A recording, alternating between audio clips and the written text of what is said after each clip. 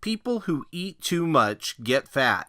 Every day, our bodies burn a certain number of calories. If we eat more calories than we burn, we become overweight and then obese. It's that simple. For a fat person, calories in is greater than calories out. For example, your body might burn 2,000 calories in a typical day, but if you're eating 3,000 calories in a typical day, over time, this imbalance is 100% guaranteed to make you fat. So to lose weight, we have to reverse this process. We have to eat less than we burn. This sounds so incredibly simple, ridiculously simple. So how is it possible that 40% of Americans are obese? It's because of this one little problem. Most Americans have no idea what their calories in or their calories out are, and if you don't know your calories in or calories out, then it's very likely that you will eat too much and gain weight. For the vast majority of Americans living in the American food landscape, it is incredibly easy for calories in to be way too big. So how do we find out what our calories in and calories out are? We start tracking them with a food diary. It turns out that this is incredibly easy, and it takes just a few minutes each day. It's also incredibly informative. You'll learn a lot about yourself once you start keeping a food diary. A food diary can help you lose weight in a big way. So exercise 1 here at MB Thin is to create your goal sheet and post it in a prominent place. Exercise 2 is to document your starting point, and now it is time for your third exercise. Your third exercise. You are going to start tracking your calories in and your calories out with a food diary. There's a saying among engineers, if you can't measure it, you can't improve it. A food diary lets you measure your calories in and your calories out really easily so that you can start to see your true status. Food diaries are easy, are informative, they tell you a lot about yourself. You will know exactly why you're obese once you start keeping a food diary, and they are the first step in getting control of your eating and your own body. So in this exercise, you're going to A, sign up for a food diary, and B, start tracking everything you eat. You will learn so much by doing this, and it only takes a few minutes. Which food diary should you use? I know a lot of people use one called Chronometer.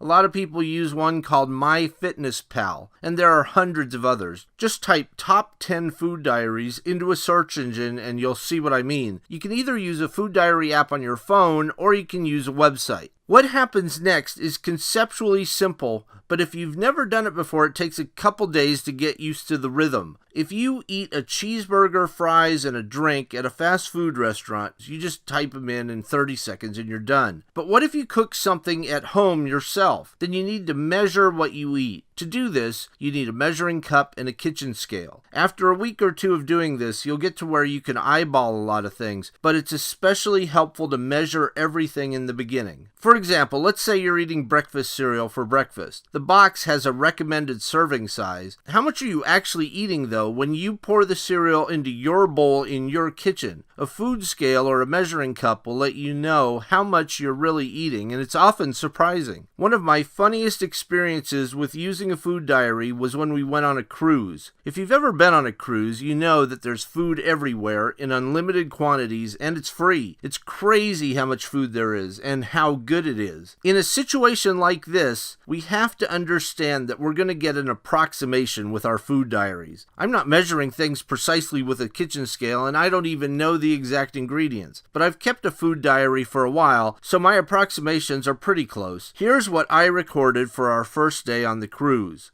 Obviously, they didn't have actual Krispy Kreme donuts on the boat, but I'm using them here as a stand-in for the donuts that I did eat. I don't know if chicken with curry sauce is exactly the right match for what I ate at lunch, but it's close, and I ate about a cup of it, so that's what I put in the diary. You can see that, according to this food diary, I ate about 1,300 more calories than I burned, and if anything, that's an underestimate. And that was one of my better days on the cruise. There are 3,500 calories in a pound of human fat, meaning that if you eat 3,500 more calories than you burn, you will gain a pound of weight in fat. The 1,300 surplus calories I ate on the first day of the cruise represent about 1/3 of a pound of weight gain in one day. If I strung together a month of days like this, I would gain about 10 or 11 pounds in a month. Geez. A food diary automatically contains a TDEE calculator, or a total daily energy expenditure calculator, and it will adjust your TDEE every day based on your weight changes. A food diary also contains a calorie deficit feature. You can indicate that you want to eat, say, 500 calories less than what you're burning each day in order to lose weight, and the food diary will keep track of that. What this means is that as you go through the day, you can see when you start to bump up against your calorie limit for the day. And in theory, at that point, you can stop eating. For this to work, you need to capture everything that you eat. If you're anything like me, you might have a tendency, especially in the beginning, to forget certain things you ate or to underreport what you actually ate, mainly because you feel guilty as you watch the calories add up. You have to be honest with yourself for this to work, no matter how guilty it makes you feel. The thing is, as soon as you start tracking calories with a food diary, it can be astonishing how much you're eating if you're honest. There are people who can lose weight with just a food diary. For these people, a food diary gives them the information they need to understand their calories in and their calories out, and they can then control their eating or increase their exercise and get everything worked out. If you're one of these people, fantastic. A food diary is going to completely solve your overweight or obese problem. So here's what you need to do today for this third exercise. First, sign up for a food calculator. Second, if you need to buy a kitchen scale, buy one and start using it. And third, update your food diary accurately every day. The easiest way to do it is to record what you eat anytime you put food in your mouth. That way you can't forget something and leave it off your list. Do this consistently for a week, then for 2 weeks, then for 3 weeks, and so on. If you get in the habit, you will find that it only takes a few minutes each day. If you do this, you will be amazed at how much you learn about yourself. You will learn exactly why you're obese. A donut here and a snack there and a fast food meal for lunch and a couple other things really adds up, and you will be able to see exactly why you're fat. Start your food diary today. Don't put it off,